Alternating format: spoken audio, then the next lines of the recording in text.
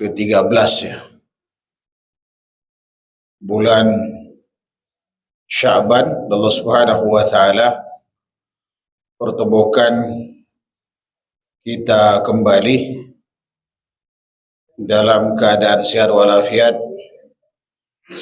Salawat serta salam senantiasa kita berikan pada Nabi kita Muhammad sallallahu alaihi wasallam beserta para kerabat, sahabat dan pengikut setianya sampai hari kiamat nanti.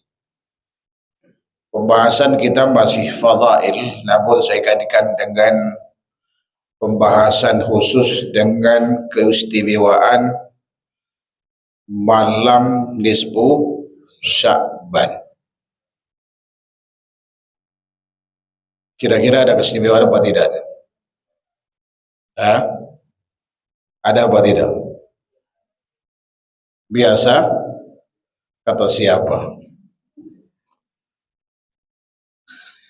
Baik, bulan Sya'ban ini sebagaimana dikatakan Rasulullah SAW, bulan banyak dilupakan orang. Bulan yang berada di antara bulan Rajab dan bulan Ramadan, bulan di mana diangkatnya amal kepada Rabbul Alamin. Karenanya Rasulullah SAW menghidupkan puasa sunnah di bulan Sya'ban ini melebihi puasa-puasa sunnah yang beliau lakukan di bulan-bulan yang lain, bahkan melampaui puasa-puasa sunnah di bulan suci. Ada beberapa hadis sebelum saya bahas tentang nisfu Sya'ban. Di antaranya riwayat Imam Bukhari dan Muslim. Aisyah pernah mengatakan, lam yakunin Nabi sallallahu alaihi wasallam yasumu min asy-syahr akthar min Sya'ban, bal kana yasumu Sya'bana kullah. Rasul tidak pernah melakukan puasa dalam satu bulan lebih banyak dari puasa sunnah yang beliau lakukan di bulan Sya'ban. Bahkan dahulu beliau puasa sebulan penuh. Atau dalam riwayat lain dikatakan, karena Nabi SAW yasumu Sya'bana illa qalila. Adalah Nabi SAW dulu puasa di bulan Sya'ban kecuali hanya sedikit. Artinya mayoritas hari-hari itu diisi dengan puasa. Dan juga hal yang sama dikatakan oleh Ummu Salamah. Namun demikian beliau tidak merutinkan setiap tahun puasa sebulan penuh. Ya, sebagaimana riwayat Imam Bukhari, Aisyah juga mengatakan, karena Nabi SAW yasum hatta nakula la yubtir wa yubtiru hatta nakula la yasum. Fama ra'aitu Rasulullah SAW istakmala siyama syahr illa Ramadan wa ma ra'aitu aksara siyaman minhu bi Sya'ban. Dulu kata beliau, Rasulullah SAW di bulan Sya'ban itu puasa. Saking banyaknya sampai kami duga beliau tidak meninggalkannya. Dan terkadang beliau, namun ini jarang, tidak berpuasa, saking jarangnya tetap berpuasa namun volumenya sedikit gitu. Sampai kami duga beliau tidak melakukannya. Namun demikian aku belum pernah melihat Rasulullah SAW puasa sebulan penuh selain Ramadan, dan tidak ada puasa yang banyak ya kan selain Ramadan daripada bulan Sya'ban. Jadi yang dinafikan oleh Aisyah dalam hadis ini rutinitas sebulan penuh di bulan Sya'ban, tidak seperti bulan Ramadan yang dipastikan setiap tahun sebulan penuh. Dan hadis yang tadi riwayat Bukhari dan Muslim juga dari Aisyah mengisyaratkan kalau Rasulullah itu pernah puasa sebulan penuh di bulan Sya'ban, hanya tak saja tidak setiap tahun sebulan penuh. Jadi boleh puasa sebulan penuh, boleh hanya sebagian besar hari kita berpuasa, boleh juga sedikit. Namun yang paling sering itu banyak puasa di bulan Sya'ban. Dan dikuatkan lagi dari pemantauan sahabat mulia Usama bin Zaid dalam riwayat Imam Ibnu Majah itu. Karena saking seringnya puasa di bulan Sya'ban, tidak seperti pada bulan-bulan yang lain. Kemudian sahabat mulia Usama ini bertanya tentang kenapa Rasulullah SAW begitu antusias melakukan puasa di bulan Sya'ban.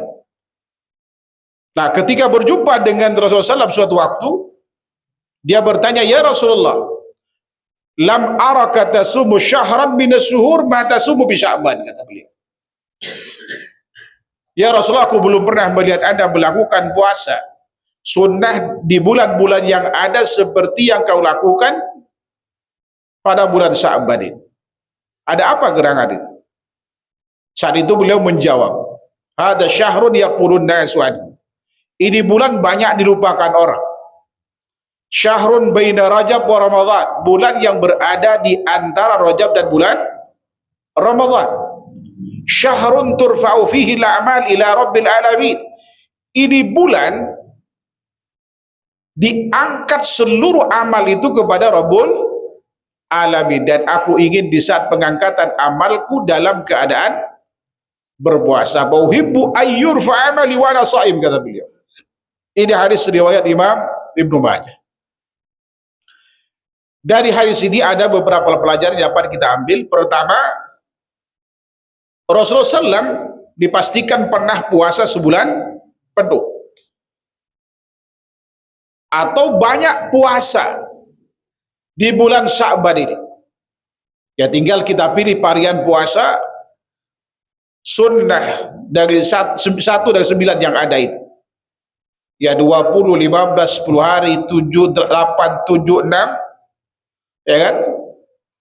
Tergantung kita mau pilih yang mana dari varian yang ada, dengan catatan tidak meyakini kekhususan puasa tersebut dilakukan di bulan Sya'ban. Atau kita pilih yang sebulan penuh tapi tidak boleh dirutinkan setiap tahun. Ya kan?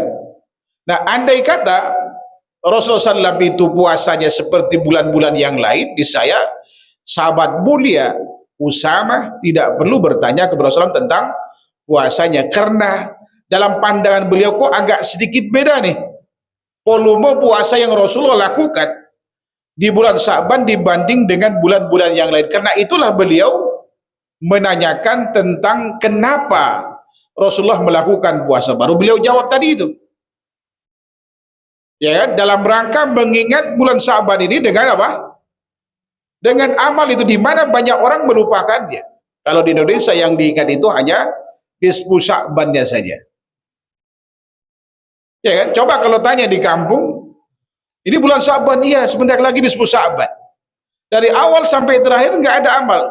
Mereka hanya puasa tanggal 15, dan di malam tanggal 15 itu banyak melakukan amal. Ini kita bahas. Apa amal yang dilakukan? Apakah ada syariatnya atau tidak itu? Dan apakah ada keistimewaannya? Kemudian yang berikutnya, Rasulullah ngasih tahu kepada kita bahwa bulan Sya'ban ini bulan pengangkatan amal. Setiap hari dan setiap pekan itu ada pelaporan amal. Ya kan? Sore dan kemudian Senin dan Kamis setiap pekannya. Adapun pengangkatan amal kepada Allah terjadi pada bulan Sya'ban. Ya kan? Pada bulan Sya'ban. Pertanyaannya, hari apa Allah Subhanahu wa taala menerima pengangkatan amal? Keyakinan kebanyakan orang kita di Indonesia bahwa pengangkatan amal itu terjadi pada malam nisfu Sya'ban ini tidak benar. Kalau kita cermati jawaban Rasulullah tadi, beliau puasa sebulan penuh itu alasannya dalam rangka menanti di saat pengangkatan amal beliau dalam keadaan berpuasa. Ini mengisyaratkan bahwa pengangkatan amal itu tidak di malam hari, tapi di siang hari. Saya tanya, puasa itu siang atau malam? Siang kan? Dan Rasulullah menginginkan di saat pengangkatan amalnya dalam keadaan berpuasa. Kalau gitu siang atau malam? Pengangkatan amalnya? Siang. Ya kan? Di siang hari. Pertanyaannya, tanggal berapa? Tanggal 15? Tidak juga. Andai kata hanya tanggal 15, niscaya Rasulullah SAW hanya puasa tanggal 15. Tapi kenyataannya Rasulullah puasa sebulan penuh. Ini mengisyaratkan bahwa pengangkatan amal di bulan Sya'ban itu di siang hari, namun harinya dirahasiakan, agar kita banyak berpuasa. Adapun puasa tanggal 15 saja itu tidak disyariatkan, bahkan hadisnya palsu. Nah, sekarang baru kita kerucutkan nih. Bagi yang belum puasa sunnah di bulan Sya'ban ini, mulailah dari besok nih minimal. Karena kalau sudah masuk tanggal 15 nggak ada puasa sampai akhir Ramadan, kecuali yang punya kebiasaan puasa sunnah, nggak sempat puasa dari tanggal 1 sampai tanggal 15 karena uzur, maka boleh melakukannya setelah nisfu Sya'ban. Atau yang punya hutang puasa qada belum terbayar, boleh setelah nisfu Sya'ban. Sebab Rasulullah melarang kita untuk puasa setelah nisfu Sya'ban, kecuali kita mengawalinya dari awal bulan, sebelum tanggal 15. Ya, sebagaimana riwayat Nasa'i, Rasulullah pernah mengatakan, kata sahabat mulia Abu Hurairah radhiyallahu anhu, "Idza kana nisfu min Sya'ban fala shauma hatta yaji'a Ramadan." Kalau nisfu Sya'ban sudah datang, maka tidak ada puasa sampai Ramadan tiba, kecuali yang punya kebiasaan puasa sunnah, nggak ada uzur, nggak sempat lakukan puasa sampai tanggal 15, boleh dia lanjutkan puasanya setelah nisfu Sya'ban. Dan yang punya hutang puasa Ramadan yang belum terbayar. Pengecualian ini berdasarkan hadis riwayat Imam Bukhari. Rasulullah katakan, kata sahabat mulia Abu Hurairah radhiyallahu anhu, "La yataqaddamanna ahadukum Ramadan bi siyami yaumin aw yaumaini illa ayyasuma ar-rajul saumahu falyasum dzalikal yaum." Ya, hendaklah seorang itu tidak mendahului Ramadan dengan puasa sehari atau 2 hari sebelumnya, kecuali orang itu ingin meneruskan puasanya, maka boleh dia puasa pada hari itu. Ini dalil pengecualian dari larangan puasa yang terdapat dalam riwayat Nasa'i setelah nisfu Sya'ban tadi. Baik, adapun tentang nisfu Sya'ban, memang ada beberapa hadis bermuara dari beberapa sahabat. Ada sahabat mulia Abu Musa al-Asy'ari, ada sahabat mulia Abu Tha'labah al-Khushari, ada sahabat mulia Mu'ad bin Jabal, ada sahabat mulia Abu Bakar, ada sahabat mulia Abdullah bin Amr bin As, dengan beberapa varian redaksi hadisnya, namun hampir semakna. Di antara yang paling familiar itu, innallaha la yattali'u fi lailatin nisfi Sya'ban fayaghfiru li jami'i khalqihi illa li musyrikin aw musyahid. Sesungguhnya Allah tabaraka wa taala itu memantau atau melihat, itu namanya tadi itu. Kalau bahasa itu juga bisa dikatakan mengintip. Itu ittila, atau memantau hambanya pada malam nisfu Sya'ban, dan mengampuni seluruh dosa hambanya kecuali yang melakukan kesyirikan. Yang kedua, musyahid, yang masih apa? Ada permusuhan. Ya, masih ada dendam. Disebut dengan musyahid. hadis ini secara kualitas sebenarnya didoibkan oleh para ulama kibar. Ada Imam Bukhari di sana mendoibkannya, ada Imam Al-Zahabi, ada Imam Ibn Hibban, ada Imam Abu Dawud, ada Imam Ibn Majah mendoibkan hadis ini karena memang dalam sanadnya ada Ibnu Lahiyah, dia dhaif, ada yang sanadnya munqati gitu. Tetapi Al-Albani rahimahullahu taala, ya, hasil penelitian beliau, kata beliau dimungkinkan hadis ini ya terangkat derajatnya menjadi, kalau versi beliau sahih, sebetulnya paling tinggi itu derajatnya hasan li ghairihi, karena hadisnya secara keseluruhan dhaif. Jadi kalau pun bisa terangkat itu menjadi hadis makbul, derajatnya adalah hasan. Nah, terlepas dari perdebatan tentang kualitasnya, andai kata seperti yang dikatakan Syekh Al-Albani rahimahullahu taala makbul dengan derajat sahih, hadis ini hanya memberitahu kita tentang apa yang Allah lakukan pada malam nisfu Sya'ban, yaitu Allah memantau. Dalam versi lain, Allah Subhanahu wa taala turun ke langit terdekat pada malam nisfu Sya'ban dan memantau seluruh hambanya dan mengampuni dosa para hambanya, kecuali yang menyekutukan Allah dan yang masih ada permusuhan. Musyahid, ada yang menerjemahkan musyahid ini bermusuhan dengan sesama. Kalau Imam Al-Auza'i mengatakan dia pelaku bid'ah, kalau versinya Imam Baihaqi dia orang yang pendengki. Ya, tapi kalau kita mau tafsirkan dengan hadis riwayat Imam Bukhari dari sahabat mulia Abu Hurairah radhiyallahu anhu, adalah permusuhan sesama muslim gitu. Ada permusuhan sama muslim. Dari semua penafsiran tadi itu tidak salah, sebab dengki pelaku bid'ah itu bisa menyebabkan apa? Permusuhan.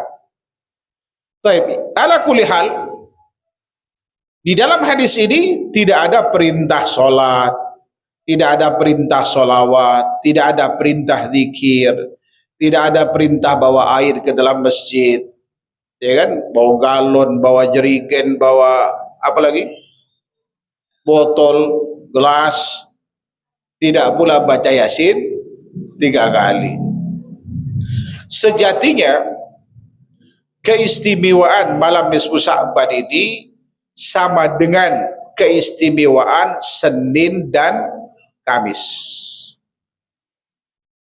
Kalau kita perhatikan hadis riwayat Imam Bukhari misalkan dari sahabat mulia Abu Hurairah radhiyallahu anhu, Rasulullah pernah bersabda, "Tuftahu abwabul jannah yaumal isnaini wal khamis fayughfar likulli abdin la yushriku billahi syai'a illa rajulan kana bainahu wa baina akhi syahna kila anziru an hadaini ar-rajulaini hatta yastaliha anziru an hadaini ar-rajulaini hatta yastaliha anziru an hadaini ar-rajulaini hatta yastaliha." Rasulullah mengatakan setiap Senin dan Kamis seluruh pintu surga dibuka, maka di saat itu setiap hamba itu diampuni dosanya yang tidak melakukan kesyirikan kepada Allah dengan suatu apapun. Ini artinya yang menyekutukan Allah setiap Senin dan Kamis tidak diampuni, karena itu yang dikecualikan. Kemudian dan orang yang masih ada permusuhan antara dia dengan saudaranya, lalu dikatakan kepada malaikat itu, tangguhkan pengampunan dosa dari orang ini sampai mereka berdamai, akur. Diulang sampai 3 kali sama Rasulullah SAW. Nah, yang perlu digarisbawahi di dalam hadis ini,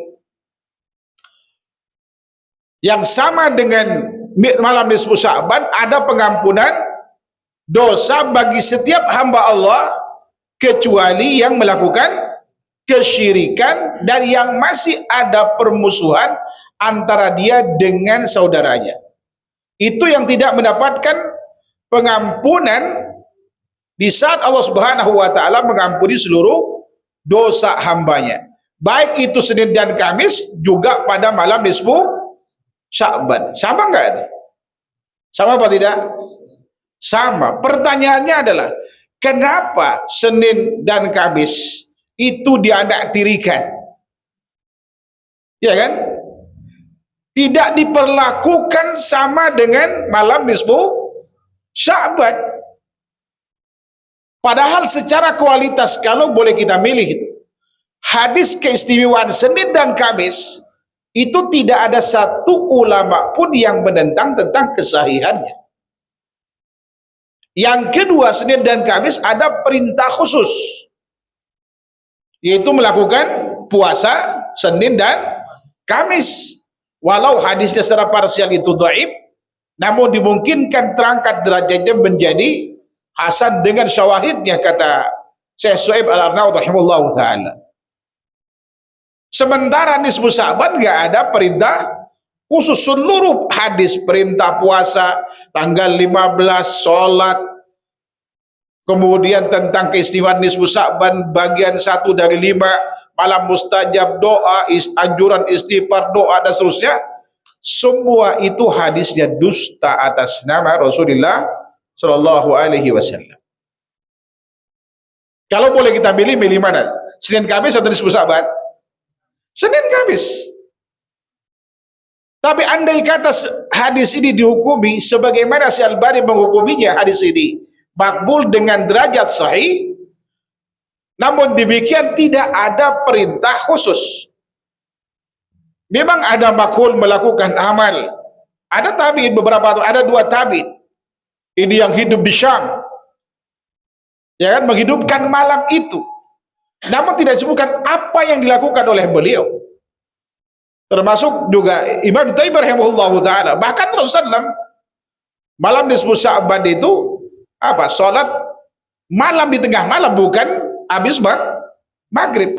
Artinya melakukan qiyamul lail sebagaimana qiyamul lail pada umumnya gitu. Ya kan?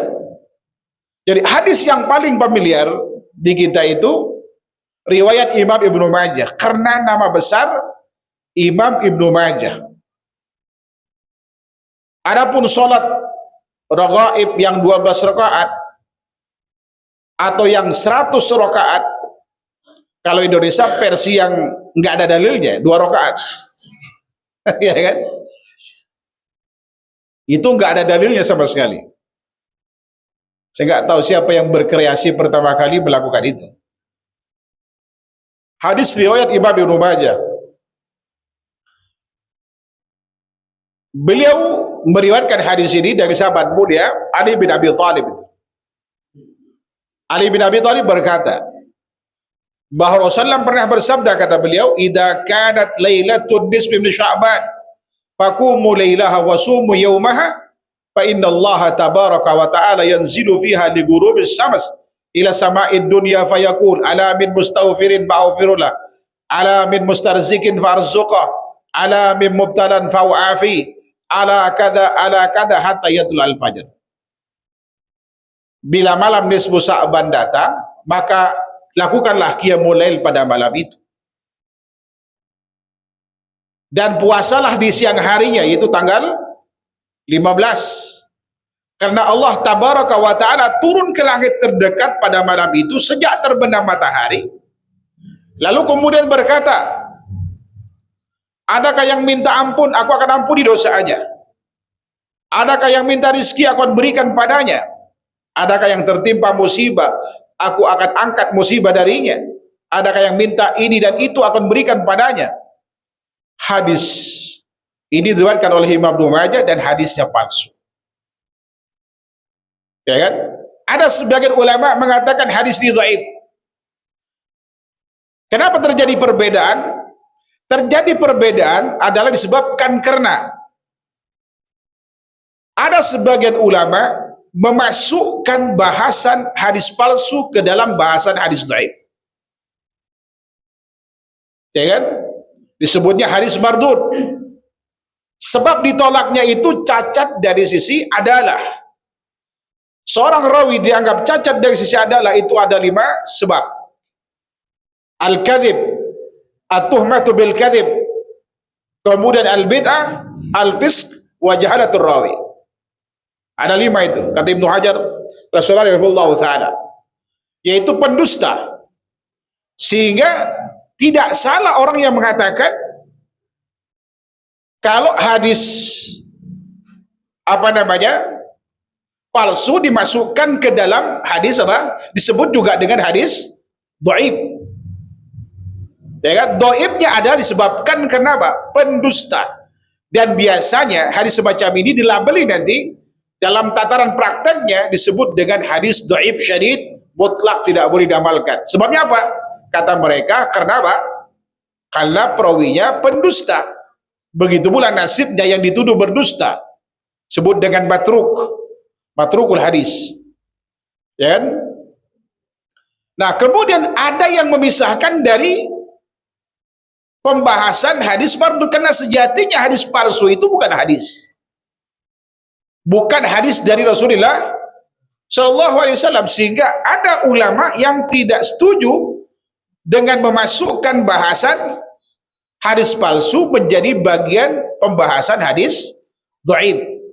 Terlepas dari perdebatan ini, namun mereka sepakat baik dimasukkan ke dalam bahasan hadis mardud atau dhaif atau dipisahkan dari hadis dhaif pembahasannya, mereka sepakat bahwa hadis palsu itu mutlak tidak boleh diamalkan. Ya kan? Nah, di antara seperti Imam Al-Busiri misalkan, dalam Zawiyahnya mengatakan bahwa hadis ini dhaif. Lalu beliau sebutkan kedhaifannya adalah karena ada seorang rawi bernama Ibnu Abi Subroh, nama lengkapnya Abu Bakar bin Abdullah bin Muhammad Ibnu Abi Subroh. Ini disebahkan kepada uyutnya, yang dikenal dengan Ibnu Abi Subroh. Lalu beliau sebutkan alasan kedhaifannya itu berdasarkan pernyataan 2 imam, ada Yahya bin Ma'in dan Imam Ahmad. Yahya bin Ma'in dan Imam Ahmad berkata, karena yadaul hadis, Ibnu Abi Subroh ini dulu memalsukan hadis. Jadi dhaif yang dimaksud oleh Al-Busiri, ya kan, yang dimaksud adalah bahwa hadis ini adalah palsu. Kalau dilihat dari sebab hadis ini dikatakan dhaif oleh beliau. Dan kalau Ibnu Hajar dalam tahdhibnya, Tahdhibut Tahdhib atau Taqribut Tahdhibnya, beliau katakan ulama menuduh Ibnu Abi Subroh ini sebagai pendusta. Dituduh pendusta. Karenanya kemudian hadis ini tidak boleh diamalkan. Cuma ada ustadz, ya kan? Namun dikenal ustadz ini bukan dengan nama aslinya, tapi nama panggung. Subscribernya itu banyak, jutaan orang. Kalau ngomong didengar, ini berbahaya sebenarnya. Dia mengatakan ini memang hadisnya dhaif, tapi hadis dhaif boleh diamalkan. Ini Imam Ibnu Majah yang meriwayatkan, kata dia. Saya coba telusuri background pendidikannya, ya dimaklumi karena memang dia bukan backgroundnya di hadis. Atau walaupun tidak selamanya orang bukan backgroundnya di hadis tidak tahu tentang itu kalau dia belajar kan. Cuman masalahnya bisa jadi karena ini udah kadung diamalkan di Indonesia, kalau melawan arus ya bisa berkurang subscribernya kan. Gak ada kepentingan. Padahal ini dari dulu nama besar itu cukup berpengaruh, ya kan, terhadap terjadinya penyimpangan dan pengamalan bid'ah secara masif dalam sejarah umat Islam ini. Ya kan? Dalam sejarah umat Islam. Bayangkan ini hadis karena diriwayatkan oleh Ibnu Majah, lalu kemudian dikatakan ini boleh diamalkan. Padahal kalau dia bertanya kenapa Ibnu Majah itu berada di urutan ke-6, kata beliau ini dalam kitab Sunan Ibnu Majah. Ini termasuk kitab terbaik yang ke-6. Kalau dia bertanya kenapa Ibnu Majah di urutan ke-6, tidak di urutan ke-5, tidak di urutan ke-4, ke-3, ke-2, ke-1 gitu kan, dari deretan kutubus sittah itu, pasti kan ada alasan, ya kan? Klasifikasi urutan 1, 2, 3, 6 ring ini bukan masalah suka dan tidak suka, tetapi itu berdasarkan penelitian besar dilakukan oleh para ulama, ya kan, dan dibandingkan dengan kitab sebelum dan sesudah mereka. Dan disimpulkan kitab terhadis terbaik itu pertama Sahih Bukhari, kedua Muslim, ketiga Abu Daud, keempat Tirmidzi, kelima Nasai, keenam Ibnu Majah. Padahal secara kualitas pribadi keilmuan Ibnu Majah itu di atas Imam Nasai. Tapi kualitas kitabnya secara keseluruhan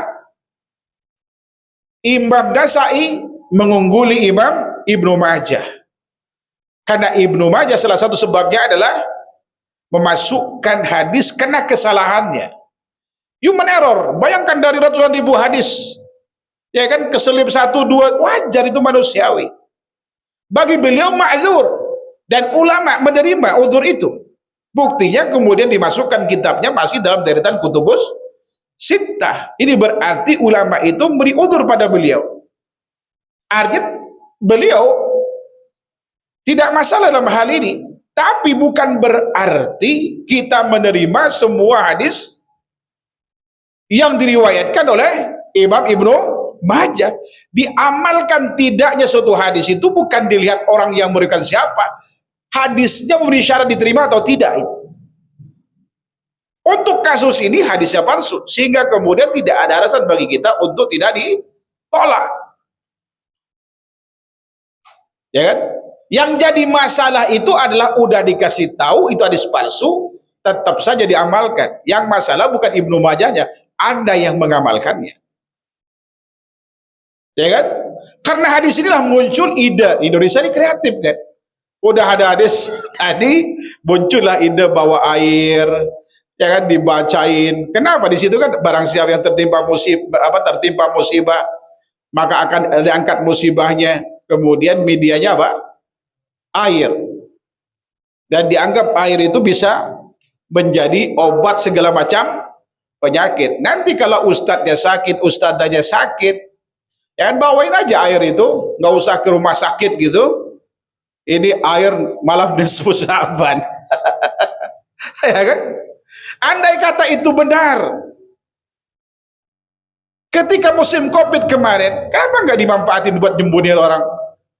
Sampai negara kita ngeluarin ratusan triliun tuh untuk mengatasi Covid, mestinya tuh bisa ngobatin. Ini masalahnya karena hadisnya palsu.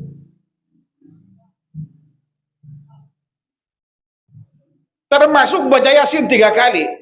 Baca Yasin 3 kali itu gak ada hadisnya. Gak ada hadisnya itu jangan antum bertanya hadis palsu. Ya hadis dhaif, hadis palsunya saja gak ada.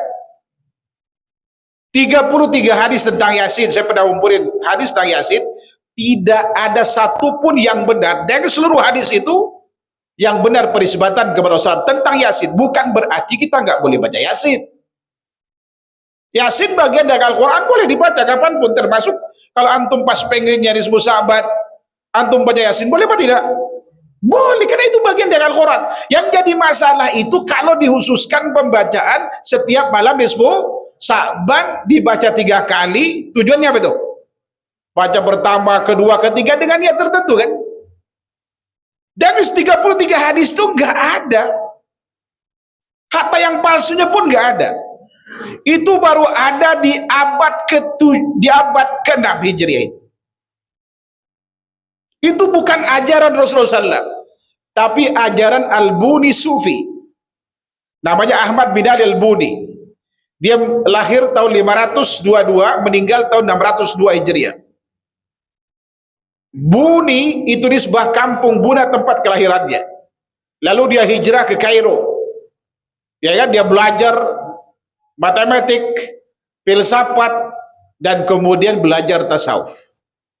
Sampai dia punya nama, ya kan, dialah orang pertama kali yang nganjurin dan dia yang mengamalkan dan menganjurkan murid-muridnya itu untuk mengamalkan baca Yasin 3 kali. Kalau gitu, itu sunnah Rasul atau sunnahnya Buni?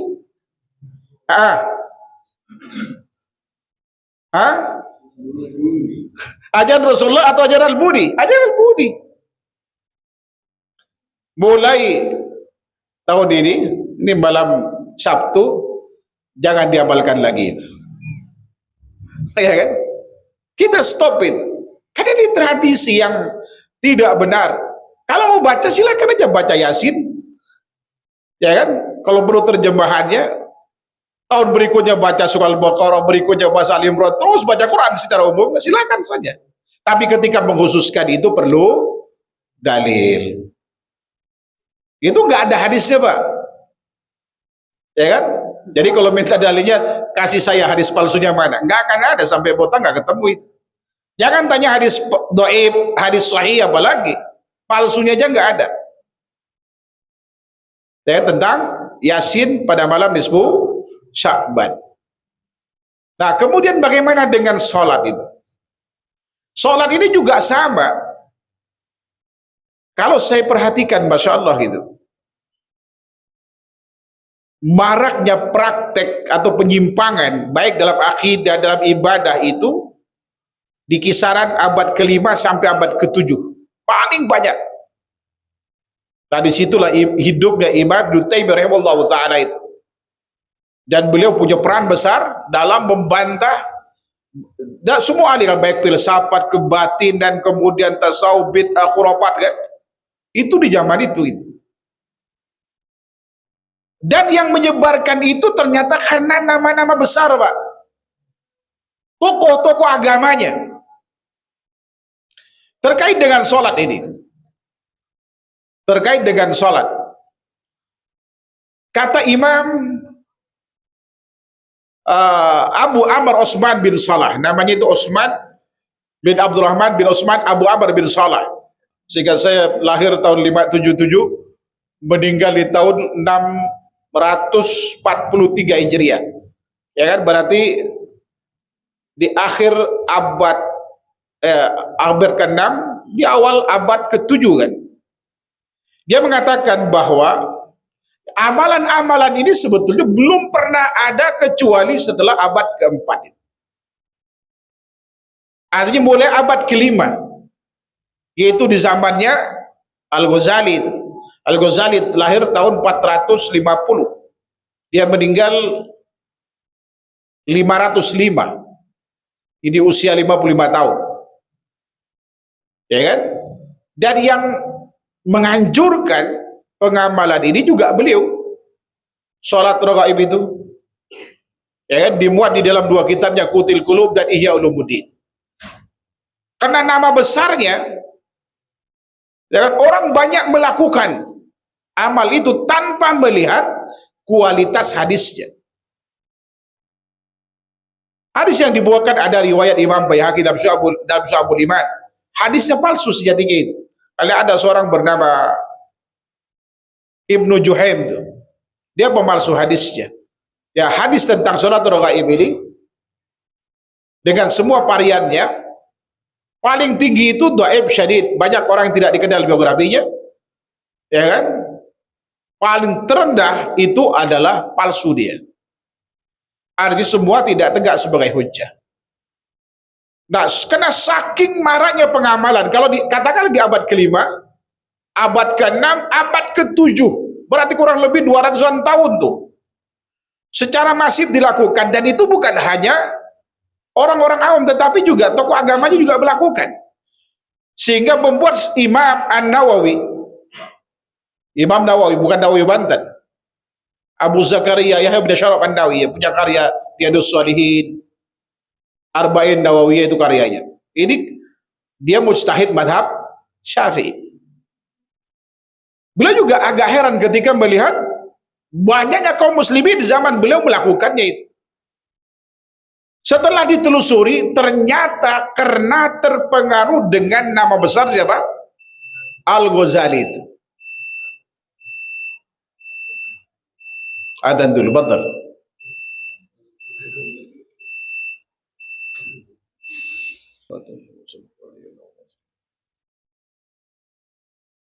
Taib. Jadi Imam Nawawi kemudian melakukan ya penelitian terhadap hadis-hadis yang digunakan oleh kaum muslimin pada saat itu sebagai dasar sholat yang mereka lakukan pada malam nisfu Sya'ban khususnya, dan juga pada malam Jumat pertama Rajab, itu antara maghrib dan isya. Setelah diteliti, beliau simpulkan, dia meneliti dua kitab, Qutil Qulub dan Ihya Ulumuddin, buah karya Imam Ghazali. Kemudian setelah itu beliau berkata, dia lihat pernyataan beliau ini agak sedikit keras dan pedas. Tujuannya adalah supaya kaum muslimin secara keseluruhan, baik itu tokoh agama yang melakukan ataupun kemudian orang awamnya, supaya segera meninggalkan amal itu. Nah, beliau berkata pada saat itu, amma shalah bainal maghrib wal isya. Ini dimuat dalam buku beliau Majmu' Syarh Muhadzab itu. Amma shalah bainal maghrib wal isya fi awwali lailatil jum'ati min Rajab wa lailatin nisfin Sya'ban fahatani salatani bid'atani munkaratan, kata beliau. Atau qabihatan fala taktar bidzikrihima fi kitabai Qutil Qulub wa Ihya Ulumuddin fal ahadisu fihi ma kulluha batilun, kata beliau. Adapun salat yang dilakukan pada malam Jumat pertama Rajab dan pada malam nisfu Sya'ban antara maghrib dan isya, kedua salat ini bid'ah mungkarah, ini buruk, kata beliau. Imam Nawawi rahimahullah taala, ya kan, mengatakan itu. Dan kemudian karena beliau tahu banyak orang awam atau tokoh agama melakukan amal ini karena nama besar siapa? Al-Ghazali tadi. Maka dia katakan selanjutnya, fala takhtar, jangan kalian tertipu, jangan kalian terbuai dari kalimat gurur takhtar itu. Sekalipun kedua salat ini dimuat atau disebut di dua kitab Qutil Qulub dan Ihya Ulumuddin. Artinya jangan terpedaya, jangan tertipu sekalipun dibuat di dua kitabnya Al-Ghazali. Ya kan? Karena artinya bahasa lain, ya kalian jangan tertipu karena nama besarnya. Kira-kira seperti itu ya. Kenapa? Lalu beliau kasih alasan, kasih argumennya. Karena seluruh hadis terkait itu batil. Seluruh hadis terkait dengan sholat ini semuanya batil. Imma dhaif syadid atau tadi, ya kan, palsu, karena ada Ibnu Juhaim dalam syaratnya. Sehingga gak boleh diamalkan gitu. Kalau mau sholat silakan ya sholat sunnah mutlak misalkan sesekali boleh. Hadis oleh Imam Ahmad dari Hudzaifah bin Al-Yaman, Rasulullah pernah sholat bis maghrib mentok ke isya, 2 rakaat salam, 2 rakaat salam, 2 rakaat salam. Itu boleh dilakukan kapan saja, namun tidak boleh dikhususkan pada malam nisfu Sya'ban. Kalau sekali nisfu Sya'ban boleh nggak? Boleh. Baca Quran silakan, apa ya kan, sepanjang disyariat. Kalau misalkan pas jatuh malam Jumat, silakan baca, mau baca surah Kahfi, mau baca sholawat silakan kan? Karena hari Jumatnya, bukan karena malam nisfu Sya'bannya. Wa illa, lakukan aja amal yang bisa lakukan paling banyak, ya seperti misalkan baca Quran itu kan kapan saja kan, dengan catatan tidak meyakini keistimewaan pada malam nisfu Sya'ban tersebut, tidak pula memilih surat tertentu, kalau ini dibaca pada malam Sya'ban bagus gitu kan, karena semua surat itu bagus dan boleh dibaca kapan saja. Ketika mau dihususkan perlu dalil, nggak ada dalil bid'ah. Tidak pula kemudian peruntukannya. Misalkan kalau malam nisfu Sya'ban khusus buat orang tua, boleh atau tidak? Enggak boleh. Kapanpun baca Quran itu, mau Yasin atau bukan Yasin, enggak boleh dihususkan peruntukan buat siapapun, termasuk buat orang mati. Tapi kalau itu enggak akan nyampe. Tapi kalau kita baca seperti biasa saja, karena itu termasuk amal soleh, maka nyampe pada orang tua yang meninggal. Ya kan? Jadi pahala bacaan Quran itu bisa nyampe, bisa tidak, tergantung cara. Kalau caranya sebagaimana Rasulullah contohin, nggak ada niat khusus buat orang mati, tidak ada keistimewaan Al-Fatihah atau pokoknya apa saja yang dibaca kan, bagian dari amal soleh yang dilakukan oleh seorang anak, maka itu nyampe pada orang tua. Tapi ketika kita baca pilih hari Jumat, baca Yasin, niatnya buat orang mati, perlu dalil dan seluruh hadisnya masalah terkait dengan Yasin. Termasuk untuk Al-Fatihah, nggak satu pun hadis yang sahih. untuk orang mati. Bahkan Al-Fatihah lima quri'alahu itu hadisnya palsu. La aslalahu, enggak punya sanad. Wallahu taala alam. Oleh karenanya kesimpulannya bahwa malam nisfu Sya'ban, ya kalau versi hadis yang dihukum oleh Syalbani adalah hadisnya makbul derajat hasan, ya kita meyakini keistimewaan itu, tetapi tidak ada amal khusus yang harus dilakukan padanya. Lakukan aja rutinitas amal yang biasa seperti tiap hari. Ya kalau misalkan yang mau merujaah Quran ya silahkan merujaah Qurannya, yang mau misalkan ada taklim silakan, yang biasa qiyamul lail lakukan qiyamul lail silakan. Ya kan, pada malam hari, bukan ya kan waktu yang terbentang sejak terbenam matahari sampai terbit fajar. Karena hadis terkait dengan ini semua tidak benar berisbatan kepada Rasulullah Shallallahu Alaihi Wasallam. Wallahu taala a'lam. Ada pertanyaan? Satu orang sebelum saya tutup. Nah. Waalaikumsalam warahmatullahi wabarakatuh. Silakan. Misalnya dalam melaksanakan sholat kemudian pada saat itu lafalnya itu dikeraskan. Apanya? Bacaannya. Kemudian pada saat sholat itu timbul pertanyaan apakah dalam hati itu apakah itu suatu perbuatan yang dia atau tidak, sementara pada saat bersamaan ketika membacakan atau melafalkan itu adalah menikmati bacaan Al-Quran. Tetapi pada saat sisi lain dalam hal itu apakah ini termasuk dia karena khawatirnya kan terdengar oleh tetangga misalnya. Nah, gimana sampai terdengar oleh tetangga? Berarti nyaring sekali. Pada saat itu karena pintunya kan dibuka karena ini menikmati di hadapan juga. Kemudian juga kita bertetangga kan berdekatan. Pada saat itu timbul pertanyaan di satu sisi pada saat bersamaan juga ada perasaan itu dalam hati iya. Ada takut ria atau memang bapak ria? Iya. Dua hal yang berbeda. Kalau takut ria baru bagus, berarti tidak ria. Sekarang saya tanya, bapak takut ria atau memang ria? Ya berarti nggak terjadi ria. Jadi ada semacam kekhawatiran. Kekhawatiran itu bapak kan tidak ria. Soal orang lain nanti menilainya lain, urusan lain. Ya kan? Ya kalau di dalam rumah sampai dibuka pintu segala gitu kan. Ya kalau memang itu tergantung niatnya bapak, yang tahu itu adalah bapak. Kalau dari awal bapak melakukan bacaan itu, ya kan, memang karena Allah. Kalau terbesit di hati, jangan-jangan orang melihat saya ria, abaikan, itu setan itu. Sepanjang bapak tidak ria nggak masalah. Ya kan? Ya karena Rasulullah SAW juga ketika jadi imam pasti didengar oleh sahabat kan. Ya apa tidak?